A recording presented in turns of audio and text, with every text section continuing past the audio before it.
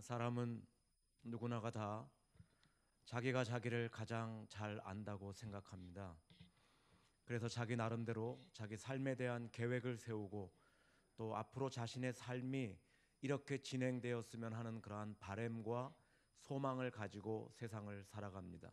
그리고 심지어는 자기가 계획한 것은 자기가 바라던 때에 자기가 계획한 그대로 되었으면 하고 심지어는 또 반드시 그렇게 되어야만 한다고 생각합니다. 왜냐하면 그것이 최선의 방법이고 길은 오직 그것 하나밖에 없다고 생각하기 때문입니다. 그래서 우리의 기도도 여기에 기초해서 합니다. 우리가 하나님께 드리는 기도를 한번 잘 분석해 보면 하나님께 대한 끊임없는 요구의 연속입니다. 하나님, 이 세상에서 나를 가장 잘 아는 사람은 바로 저입니다. 그래서 제가 저의 삶에 대한 계획을 이렇게 세워 놓았으니까 하나님, 제 뜻대로 제 바램대로 좀 들어주셨으면 좋겠습니다. 제 가정도 이렇게 되었으면 좋겠고 제 자녀들도 이렇게 되었으면 좋겠고 저의 사업도 저의 직장도 우리의 교회도 또 이 나라와 민족도 제 바램대로 되었으면 좋겠습니다. 그리고 기도 끝에는 꼭 그렇게 해 주실 줄로 믿습니다. 물론 기도의 끝에는 예수님의 기도처럼 그러나 제 뜻대로 마시고 아버지의 뜻대로 되기를 바랍니다라고 한마디를 덧붙이긴 하지만 만일 하나님의 뜻이 내 소원과 다름에도 불구하고 그것이 이루어지기를 바라고 그런 기도를 드리는 사람은 우리 가운데 한 사람도 없을 것입니다. 한마디로 우리 삶의 주체자는 나요. 하나님은 단지 후원자로 만들어 버리는 것.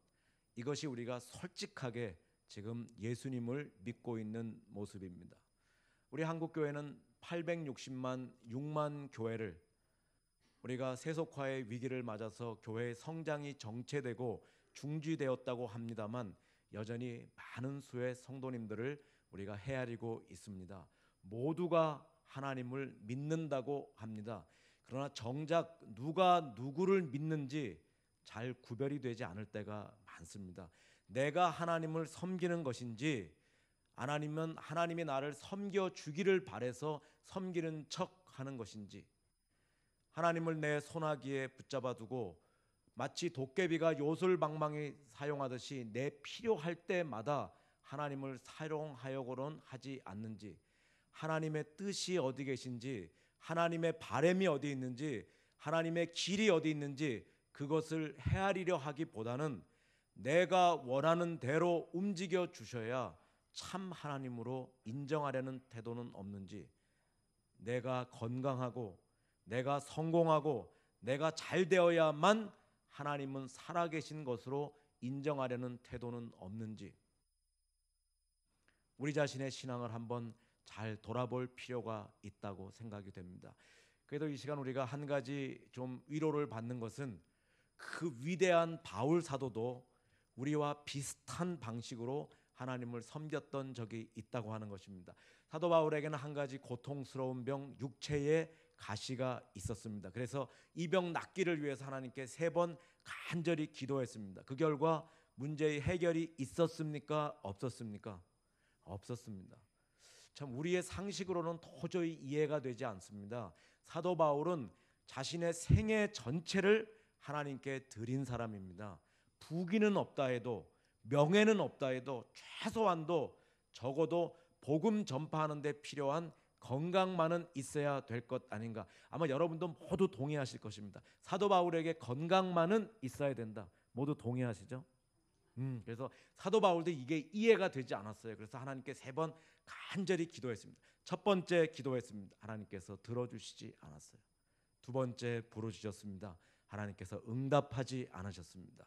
세 번째 하나님께 간절히 기도했을 때 하나님께서 내 은혜가 내게 족하다 하시면서 허락하지 않으셨습니다.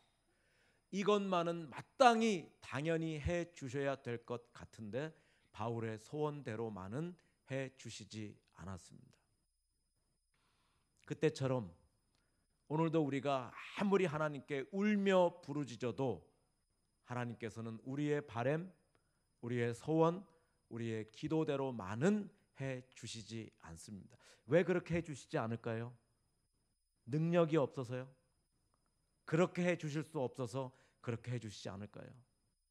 왜 우리의 소원대로 우리의 바램대로만은 해 주시지 않느냐 하입니다. 소원대로 바램대로 안 해 주시는 것은 좋은데 왜 우리를 이해할 수 없는 절망의 구렁텅이로 몰고 가시느냐 하는 말입니다. 그 이유는 그가 나보다 나를 더 잘 아시기 때문입니다. 그래서 우리를 위해서 이루어 주시지 않는 것입니다. 역설입니까? 저는 그렇게 믿습니다. 강제해서 제 개인적인 이야기를 말씀드려서 대단히 죄송함만 용서하고 들어주시면 감사하겠습니다. 저는 이 세상에서 저희 부모님들을 많이 존경합니다.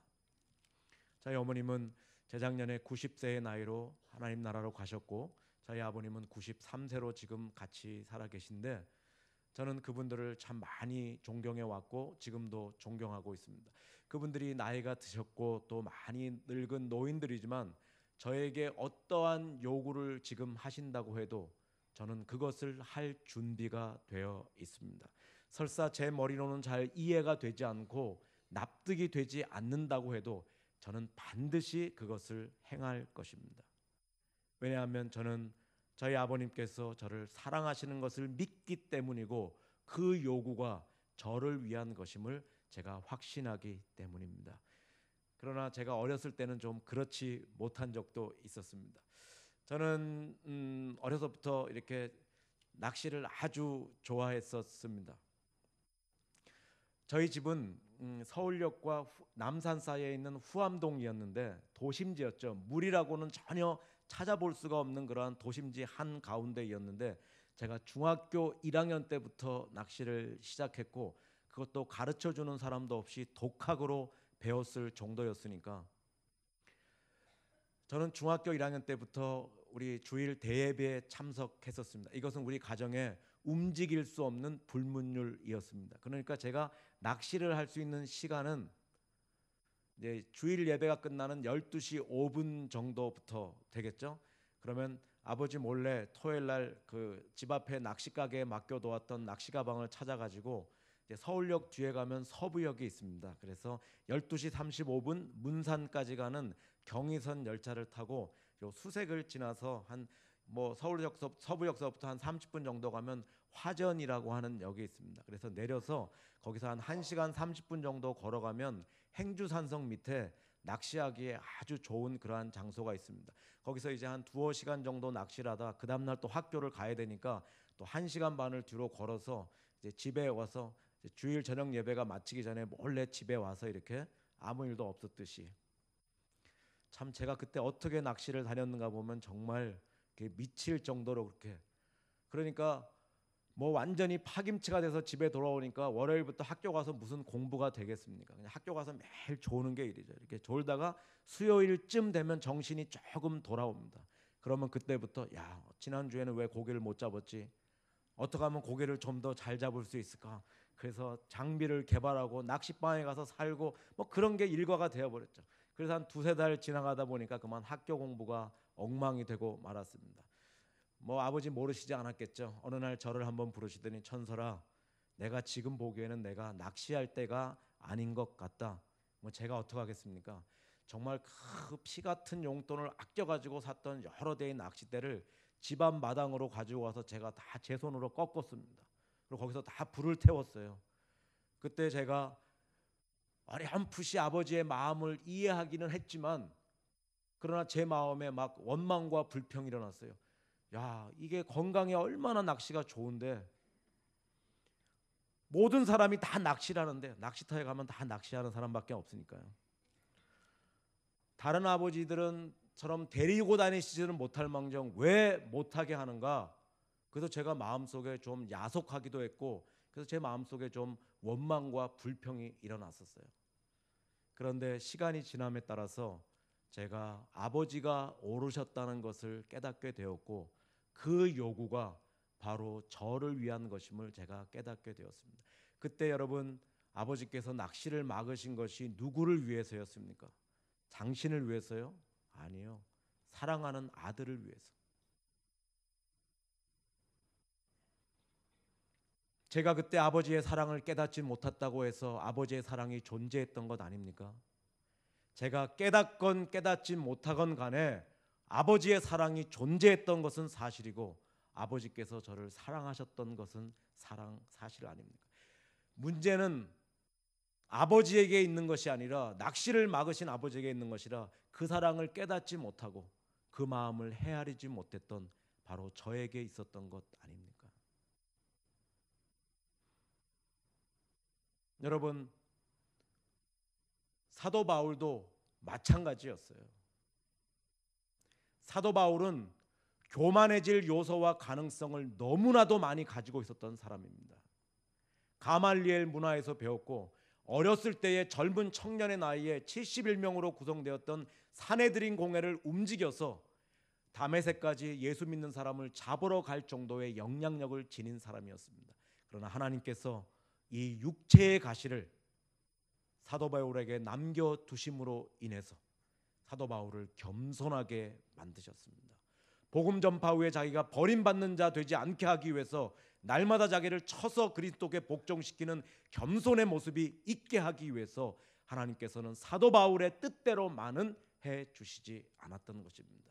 나중에 사도 바울이 하나님의 마음을 깨닫고 하나님의 마음을 헤아리게 되었을 그때에 나의 나 된 것은 하나님의 은혜라. 하나님은 모든 것을 합력해서 선을 이루시는 분이다. 그렇게 고백했던 것입니다. 사도 바울에게 있던 육체의 가시는 저주가 아니라 고통과 고난이 아니라 하나님께서 그에게 남겨두셨던 은혜였던 것입니다. 제가 이렇게 거듭 말씀드려도 오늘 우리 가운데는 하나님 그래도 이 땅에서 저를 가장 잘 아는 사람은 저입니다.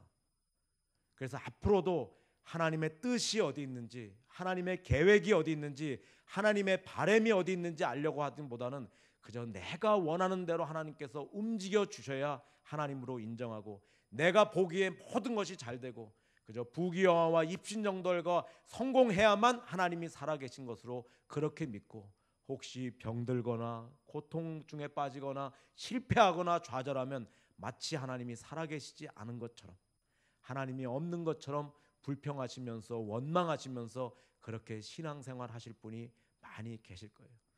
저는 우리가 예수를 믿어도 좀 잘 믿었으면 얼마나 열심히 믿느냐 중요합니다. 그러나 얼마나 바로 알고 바로 믿느냐 하는 것은 우리가 절대로 놓쳐서는 안 될 그러한 중요한 문제가 될 수 있습니다. 제가 여러분에게 시간 한 가지 여쭙겠습니다. 여러분, 만일 하나님께서 이 시간에 여러분에게 한 가지를 들어주시겠다고 하면 여러분은 무엇에 여러분의 기도의 초점이 맞추어져 있습니까? 저에게는 한 가지 소원이 있습니다. 과거에도 그랬고 지금도 그랬고 앞으로도 그럴 것입니다. 저는 하나님이 어떠한 분이신지 알게 되기를 소원합니다. 내가 섬기는 하나님이, 나의 삶 전체를 들여 따라가는 하나님이 어떠한 분이신지 좀 더 바로, 좀 더 깊이, 좀 더 명확하게 알게 되기를, 날마다 하나님의 영광을 보고 하나님이 지금 나와 함께 하시는 하나님의 임재의식을 체험하면서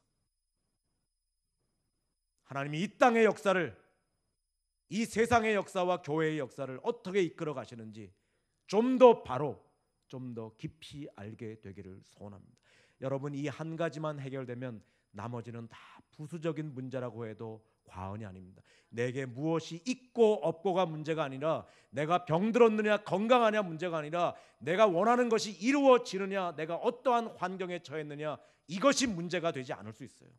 문제는 내가 얼마나 하나님을 바로 알고 있고 얼마나 바로 신뢰하고 있고.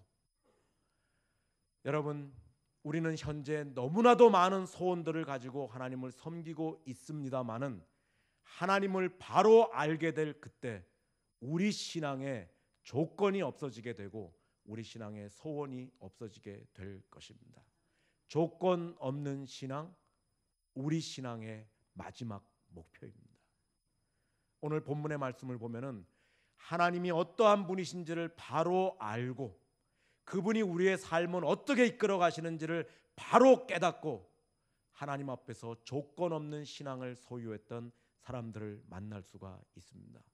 오늘 하나님을 섬기시면서 지나치게 조건을 많이 내걸고 지나치게 소원이 많은 분들, 오늘 말씀을 통해서 내가 섬기는 하나님이 어떠한 분이신지, 그분이 우리의 삶을 어떻게 이끌어 가시는지를 바로 알고 조건 없는 성숙한 신앙의 길로 나아서는 복된 아침이 되시기를 간절히 바랍니다. 오늘 본문의 배경은 지금부터 약 2600년 전 바벨론 나라를 배경으로 하고 있습니다. 주전 800년까지는 고대 근동 지방에 맹주가 없었는데 주전 800년 경에 아수르라고 하는 아람 나라가 고대 근동 지방의 맹주로 떠오르고, 이 맹주로 떠올랐던 아수르를 물리치고 그 다음에 바벨론이라는 나라가 고대 근동 지방의 맹주가 되게 하는데, 이렇게 만든 왕이 바로 본문에 등장하는 그 느부갓네살이라고 하는 그러한 왕입니다. 이 왕은 지금부터 2600년 전에 중동 전체와 인도까지, 그리고 아프리카의 에티오피아까지를 넓은 영토를 그렇게 자기 때 다스리던 그러한 막강한 왕이었습니다. 고대에는 한 사람의 왕이 힘이 세지게 되면 자기를 신격화시키는 것이 이렇게 나타나요. 그래서 바벨론 왕이 이제 두라 평지에다가 높이 30m, 폭 3m의 신상을 만들고, 실장은 신상이지만 자기를 신격화하는 것이에요. 그리고 자기가 다스리는 모든 지방의 고급 관리들을 다 모아서 자기에게 충성 맹세를, 서약을 하게 만드는 그러한 시간을 가졌습니다. 이제 각 나라의 뭐 경찰서장이라든지 뭐 이렇게 고급 관리들을 다 모으고 군악대의 신호가 나면 다 그 신상에게 절해서 자기에게 대한 충성 서약을 맹세하게 했습니다. 그러나 군악대의 신호에도 불구하고 이 신상에 절하지 않은 사드락과 메삭과 아벳느고, 다니엘의 세 친구가 있었습니다. 이들에게는 이것은 명백한 우상 숭배였기 때문에 이 우상에게 또 개인에게 충성을 맹세할 수가 없게 되었죠. 이 소식을 들은 그 느부갓네살 왕이 이 세 사람을 불러서, 좋아, 너희가 절을 하지 않았어도 좋다. 그렇다면 내가 너에게 다시 한번 기회를 줄 때인데 그때는 이 신상에게 절을 해라. 절을 하면 좋거니와 만일 그렇지 아니하면 극렬히 타는 풀무불에 너희를 던져 넣을 것이다. 그러면서 15절에 가서 이 왕의 말은 절정에 이릅니다. 너희가 섬기는 신이 도대체 어떤 신이관데 내 손에서 너희를 건져내겠느냐. 교만한 말을 내뱉습니다. 이때 다니엘의 세 친구 사드락과 메삭과 아벳느고가 절대 절명의 위기에 처했습니다. 삶과 죽음의 갈림길에 섰어요. 말 한마디를 잘못하면 죽을 수 있는 그러한 위기에 처했습니다. 그때 이들은 이구동성으로 이렇게 대답합니다. 왕이여, 이 일에 대해서는 우리가 더 이상 왕에게 대답할 필요가 없습니다. 다른 말로 하면 더 이상 이 일에 대해서 왕과 뭐 얘기할 필요가 없습니다. 만일 그럴 것이면 왕이 우리를 극렬히 타는 풀무불 가운데 던져 넣으면 하나님께서 우리를 반드시 그 가운데서 건져내실 것입니다. 그리고 왕의 손에서도 우리를 건져내실 것입니다. 이들은 하나님이 어떠한 분이신지를 잘 알았어요. 그냥 피상적으로 하나님을 믿을 것이 아니라 하나님은 어떠한 분이시냐? 어떠한 어려운 역경과 고난과 환난과 절망 속에서도 우리를 건져내실 수 있는 구원의 하나님으로 알았을 뿐만 아니라 삶에서 그것을 나타냈어요. 만일 그럴 것이면 왕이 우리를 극렬히 타는 풀무 가운데 던져 넣으면 하나님은 우리를 반드시 우리가 그 가운데서 건져내실 것이에요. 왜? 지금까지 우리 삶 가운데 그렇게 역사해 오셨으니까. 18절에 가서라 그들의 말은 더 절정에 이릅니다. 그러나 그리 아니하실지라도, 우리의 생각은 그래요. 우리의 소망은 그래요. 하나님은 우리 지금까지 그렇게 이끌어 오셨어요. 그러나 우리 그리 아니하실지라도, 우리의 바램이나 우리의 기대나 우리의 소망대로 하지 않으실지라도 우리는 하나님을 배반하거나 또한 왕의 신상에게 절하지 아니할 것입니다. 그렇게 되자 여러분 어떤 일이 일어났습니까? 왕이 낯빛이 변하고 분이 가득해서 풀무를, 이건 벽돌 굽는 가마였을 것입니다, 7배나 더 뜨겁게 하고 이 사람들을 뒤로 결박해서 그 풀무불 속에 던져 넣었습니다. 잘 아시는 대로 그 풀무가 얼마나 뜨거웠던지 던져 넣은 사람들이 그만 그 자리에서 죽는 사건이 발생했습니다. 근데 이 세 사람을 풀무불에 던져 넣자마자 느부갓네살 왕이 놀라서 일어날 만한 일이 발생했습니다. 그것은 결박된 세 사람을 풀무 속에 던져 넣었는데 결박되지 않은 네 사람이 풀무 가운데서 걸어 다니는 것이 보였기 때문입니다. 이 놀라운 일에 이 느부갓네살이 풀무 앞으로 가서 사드락과 메삭과 아벳느고에 이렇게 말합니다. 지극히 높으신 하나님의 종 사드락과 메삭과 아벳느고야, 이리로 나오라. 여러분 15절과 지금 26절의 말씀을 여러분께서 비교하실 수 있을까요? 15절에선 너희가 섬기는 신이 어떤 신이관데 내 손에서 너희를 건져내겠느냐 교만하게 내뱉던 왕이 풀무불이라는 사건 후에는 지극히 높으신 하나님의 종 사드락과 메삭과 아벳느고야, 이리로 나오라. 나오자가 이들의 몸을 살펴보니 불탄 냄새조차도 없었습니다. 하나님을 믿지 않는 이 느부갓네살의 입에서 이러한 찬양이 터져 나옵니다. 오늘 우리가 읽었던 본문이죠. 그래서 사드락과 메삭과 아벳느고의 하나님을 찬송할지로다. 저가 그의 천사를 보내서 하나님만을 의지하고 그 왕의 신상에게 왕에게 절하지 않은 자들을 구원하셨도다. 그러므로 이게 내가 조서를 내려니 각 나라와 각 방언과 각 언어를 말하는 자가 사드락과 메삭과 아벳느고의 하나님께 경솔히 말하거든 그 몸을 쪼개고 그 집으로 걸음터를 삼을지니 이는 이같이 사람을 구원할 다른 신이 세상에 없습니다.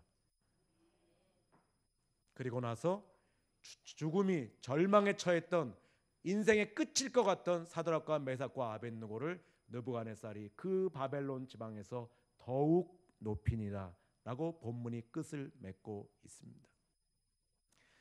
저는 어렸을 때부터 이 풀무불 사건을 보면서 제 마음에 엄청난 의문이 많이 일었습니다. 여러분 사드락과 메삭과 아벳느고처럼 하나님을 믿으면 풀무불이라는 게 있어야 됩니까? 없어야 됩니까? 있어야 돼요? 아멘입니다. 우리 목동중학교의 성도님들의 삶에 늘 풀무불이 있기를 간절히 축원합니다. 아멘이세요? 아니 그렇게 열심히 신앙생활 하는데 그저 교회 문턱만 드나드는 것이 아니라 하나님이 어떠한 분이신지를 알고 하나님의 역사를 몸으로 체험하고 또한 신앙 고백만 할 뿐 아니라 삶을 던져서 하나님을 따라가면 여러분 우리 삶에 풀무불이라는 게 없어야 되지 않겠어요? 그리고 사드락과 메삭과 아벳느고처럼 그리 아니하실지라도 우리는 절대 하나님을 배반하거나 그렇게 하지 않겠습니다. 이 정도 하나님을 믿으면 여러분 풀무불에 던져질 때 어떻게 해야 돼요? 방탄막 같은 게에서 탁 맞고 튀어나오면서 그 사람들이 건강하게 이렇게 돼야 되는 것 아닙니까? 제가 이게 너무 이상했어요. 어떤 분들은 우리의 삶에 풀무불이라는 게 존재하지 않기를 간절히 바랍니다. 늘 우리의 삶이 평탄하고 성공하고 건강하고 부자가 되고 질병이 없고 그렇게 살아가기를 간절히 소망해요. 그러나 풀무불이 없었다면 느부갓네살의 신앙 고백은 절대로 바뀌지 않았을 것입니다. 하나님의 이름이 그 느부갓네살이 다스리는 바벨론 온 지역에 이같이 사람을 구원할 다른 신이 세상에 없습니다. 이런 역사는 절대로 일어나지 않았을 거예요. 우리는 풀무불의 의미가 무엇인지 잘 모릅니다. 우리가 인생을 살아가면서 우리는 풀무불이 없기를 말하지만은 현대 풀무불 사건은 여러분의 삶과 저의 삶의 과거에도 끊임없이 일어났었고 지금도 일어나고 있고 앞으로도 끊임없이 일어나게 될 것입니다. 하나님 살아계셔요. 우리의 아버지가 돼서 우리를 사랑하시고 피로 값주고 사셔서 자신 몸을 다 버릴 정도로 우리를 사랑하시고 그분이 우리의 아버지가 되셔서 우리의 삶을 책임져 주세요. 그럼에도 불구하고 우리 삶에는 하나님 전능하신 구원의 하나님이 계심에도 불구하고 그분이 우리를 우리 자신의 손에 붙들고 있음에도 불구하고 풀무불 사건은 끊임없이 우리 삶 가운데 일어나고 있습니다. 그것은 여러분의 실패일 수도 있고요, 여러분의 좌절일 수도 있고요, 고난일 수도 있고요, 질병일 수도 있고요, 이해할 수 없는 너무나도 많은 상황들을 우리가 만나게 될 수 있습니다. 여러분은 신앙이라는 것을 어떻게 정의하시는지 몰라도요, 저는 믿음이라는 것을 이렇게 정의합니다. 믿음이라는 것은 단순히 하나님이 살아계시다 이것을 인정하는 것만이 아니에요. 하나님이 살아계신 것을 믿고 그분이 우리에게 주신 상황에 순종하는 것, 저는 이것을 진정한 믿음이라고 생각합니다. 하나님이 살아계셔서 우리에게 풀무불을 주셨다면 나는 그 풀무불의 정체가 무엇인지 몰라요. 왜 이것이 나의 삶에 있어야 되는지 이해가 되지 않아요. 내가 그렇게 열심히 신앙생활하는데 내가 왜 병들어야 되는지, 왜 실패해야 되는지, 왜 고난당해야 되는지, 왜 앞길이 막혀야 되는지 우리는 알 수 없어요. 그러나 그 상황을 주신 분이 하나님이신 것을 우리가 믿고 그 상황 속에서도 흔들림 없이 주님을 따라가고, 여러분 사드락과 메삭과 아벳느고가 그 풀무불의 개념을 이해하지 못했어요. 그들의 바램은 그랬어요. 풀무불에 던져 넣어도 구원하실 것이라고. 풀무불의 의미를 몰랐지만 하나님이 주신 상황에 순종하는 그러한 사람들이 되었어요. 어떻게 해서 그런 사람들이 될 수 있었어요? 내가 믿는 하나님이 어떠한 분이신지를 바로 알았기 때문에. 그분이 지금까지 나의 삶 가운데 한 번도 나를 배신하지 않고 한 번도 나에게 실망을 주셨던 하나님께서 내게 이러한 상황을 주셨을 때는 이 상황을 통해서 이루고자 하시는 뜻이 있었기 때문에 그가 나의 가는 길을 아시나니 내가 단련된 후에는 정금같이 나오리라. 여러분, 병들지 않고는 체험할 수 없는 은혜가 있어요. 실패하지 않고는 경험할 수 없는 그러한 은혜가 있습니다. 여러분, 우리는 교회 안에서 여러분 어떠한 행복관을 가지고 계신지 모릅니다만 저는 이러한 행복관을 가지고 있어요. 우리로 하여금 하나님 앞에 기도하게 만드는 것은 저는 다 복된 일이라고 생각합니다. 여러분이 병드셨어요. 여러분이 사업에 실패하셨어요. 여러분이 자녀 때문에 앞길이 막혀 계세요. 그래서 날마다 하나님 앞에 엎드려서 하나님 앞에 가까이 나아가십니까? 저는 그것은 좋은 것이라고 생각합니다. 여러분이 건강하세요? 여러분이 사업이 잘 되세요? 그래서 여러분 그것 때문에 나를 의지하고 내 건강을 의지하고 내 물질을 의지하고 하나님 앞에 기도하지 않으세요? 저는 그런 건강과 그런 성공은 그것은 나쁜 것이라고 생각합니다. 역설입니까? 저는 그러한 행복관을 가지고 있어요. 여러분, 사드락과 메삭과 아벳느고는 하나님을 바로 알았어요. 하나님을 바로 믿었습니다. 여러분, 풀무불이 우리 가운데 던져지는 것은 우리가 어떻게 할 수 없어요. 그러나 풀무불 가운데서 내가 어떠한 사람이 될 것인가, 그것은 우리가 결정할 수 있습니다. 그 가운데서 원망과 불평하면서 하나님께 대해서 끊임없는 그러한 원망을 일삼다가 오늘 나를 망칠 뿐 아니라 다른 사람의 전도의 문을 가로막을 수도 있고요. 사드락과 메삭과 아벳느고처럼 내게 왜 이런 질병이 주어지는지, 실패와 고난의 풀무불이 주어지는지 모르지만 이 상황을 주신 분이 하나님이심을 알고 그 풀무불 가운데서도 더욱더 믿음을 발휘하고 더욱더 용기를 발휘하고 하나님을 더욱더 의지하고 말씀대로 흔들림 없는 삶을 살아가면서 나를 살리고 하나님의 이름이 바벨론 만방에 높임을 받으시게 하는 그러한 삶을 살아갈 수도 있습니다. 그러한 결정과 결단과 선택은 우리에게 주어져 있어요. 그 비결이 무엇이에요? 내가 믿는 하나님을 내가 얼마나 바로 알고 있는가. 왜 저의 마지막 소원이, 유일한 소원이 하나님을 바로 아는 것임을 여러분이 알았으면 좋겠어요. 시편 23편에 보면 우리가 많이 사랑하는 여호와는 나의 목자시니 내게 부족함이 없다라는 그러한 다윗의 고백이 나옵니다. 많은 사람들은 이 시편의 고백이, 야, 다윗이 왕궁에 앉아서 부귀영화와 모든 것이 잘 될 때, 야, 여호와는 나의 목자시니까 내게 이렇게 부족함이 없구나, 이렇게 쓴 시인 줄 그렇게 착각을 합니다. 그러나 그렇지 않아요. 다윗이 시편 23편을 쓸 때의 상황은 13년 동안 사울에게 쫓겨다니면서 더 이상 이스라엘에는 남아있을 데가 없어서 이웃나라 아비멜렉에게 도망가서 거기서 미친 사람 행세를 하면서 침을 질질 흘리면서 그렇게 됐대.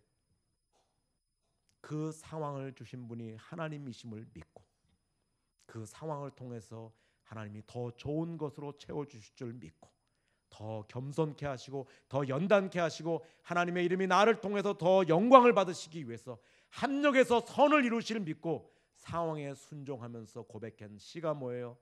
여호와는 나의 목자시니 내게 부족함이 없다.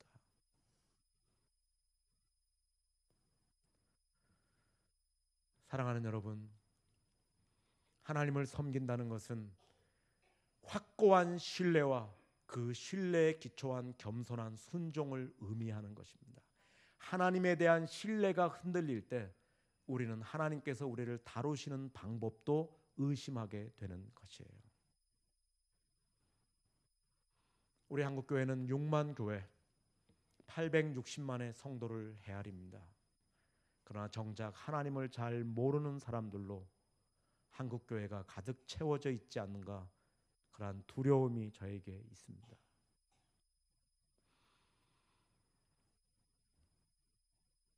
오늘 우리 학교는, 신대원은 한 학년이 550명 정도의, 그러니까 대학을 졸업하고 그 신대원 1학년이 550명, 그래서 한 학년이 그 3학년까지가 1,700명의 학생들이 공부를 합니다. 그리고 나서 우리가 뭐 칼빈대학교나 대신대학교나 광신대학교 혹은 다른 교단에서 안수를 받은 분까지 하면 한 해에 보통 1,000명 정도의 목사님이 이렇게 배출이 됩니다. 우리 합동교단에는 약 7,000명의 무임 목사님들이 계세요. 임지가 없어서 이렇게 사역을 하지 못하는 분들이. 그래서 늘 우리는 이렇게 그 좀 수급을 맞춰서 우리가 학생들을 배출해야 되는 것 아니냐. 그때마다 나오는 이야기가 우리 박근혜 대통령님이 말씀하셨던 통일 대박이라는 말입니다. 통일이 되면 우리 저 이북의 불모지에, 신앙의 불모지에 이 남은 목사님들이 다 올라가서 우리가 열심히 사역해야 되기 때문에 목사님들을 많이 배출해야 된다, 그렇게 말합니다. 그렇지 않습니다. 지금 이북에는 우리가 보통 우리가 통계로는 그 18만의 그리스도인들이 있다고 말하고 미 국무성의 통계로는 28만 5천 명 정도의 신자들이 지하 교회의 성도들이 있다고 그렇게 말합니다. 탈북한 성도님들의 그러한 이야기를 들으면 그분들이 한국 우리 교회에 와 보면은 무슨 얘기를 하는 줄 아세요? 아름다운 예배당이 있고 아름다운 예배의 형식은 있지만 하나님의 임재를 전혀 느끼지 못한다고 그렇게 말합니다.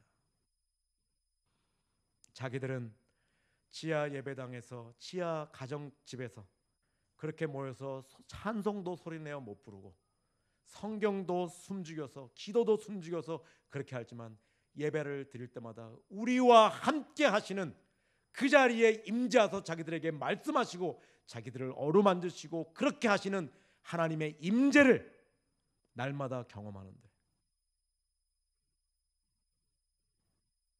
오늘 한국교회는 아름다운 예배의 형식과 수많은 프로그램들이 있지만 하나님 말씀 듣기는 어렵고 살아계신 하나님의 임재의식을 예배 시간에 경험하는 것은 어렵다고. 6천 명의 목사들은 28만의 성도들을 결코 감당해내지 못할 것입니다. 사랑하는 목동중앙교회 성도님들, 오늘 우리는 2015년 한 해 동안 어떤 일을 만났는지 알지 못합니다. 어떠한 풀무불이 우리 가운데 기다리고 있을지 모릅니다. 그것은 여러분이 하나님을 잘 섬기지 않기 때문도 아니고요, 열심히 신앙생활하지 않기 때문도 아니고요, 우리는 어떠한 풀무가 우리에게 주어질 때 우리는 그것의 의미를 잘 알기 어려워요. 하나님이 상황을 주실 때 우리는 그 상황을 왜 주시는지 이해할 수 없을 때 많이 있습니다. 그러나 그 상황 속에서 그 이해할 수 없는 고통과 병마와 풀무 가운데서 우리의 자세는 우리가 결정할 수 있습니다. 내가 섬기는 하나님이 어떠한 분이신지, 그가 나의 삶을, 우리의 가정의 삶을, 우리 교회의 역사를 어떻게 이끌어 가시는지를 우리가 바로 알고 그 상황을 주신 분이 하나님이시라는 것을 깨닫고 더 하나님 의지하고 더 무릎으로 하나님 앞에 나아가고, 여러분, 그러면 여러분의 병 가운데서 절대 남들이 체험할 수 없는 그러한 은혜를 하나님이 주실 거예요. 그 실패 가운데서 하나님 여러분 더 연단하시고 더 은혜 주시고 더 붙들어 주시고, 그런 기회를 통해서 하나님의 살아계심을 여러분을 통해서 나타내시고 이 여러분의 가정과 교회의 역사를 이끌어 가실 거예요. 여러분 한 해 동안 하나님 앞에서 그저 내가 잘 되어야만, 내 가정이 잘 되어야만, 모든 것이 내 눈에 보기에만 좋게 되어야만 하나님이 살아계신 것이라는 그러한 연약한 신앙에서 벗어나서 내가 병들어도, 내가 실패한 자리에도, 고통받는 자리에도 하나님은 나와 함께 계셔서 더 좋은 것으로 채워주시고 더 합력해서 선을 이루실 줄로 믿고 그 상황에 순종하면서 조건 없는 신앙을 가지고 하나님을 따라가면서 여러분의 몸 자체가 메시지가 되어서 여러분의 가정을 살리고 직장을 살리고 교회를 새롭게 하고 이 땅의 역사의 지평을 흔드는 우리 목동중앙교회와 성도님들이 되시기를 간절히 바랍니다.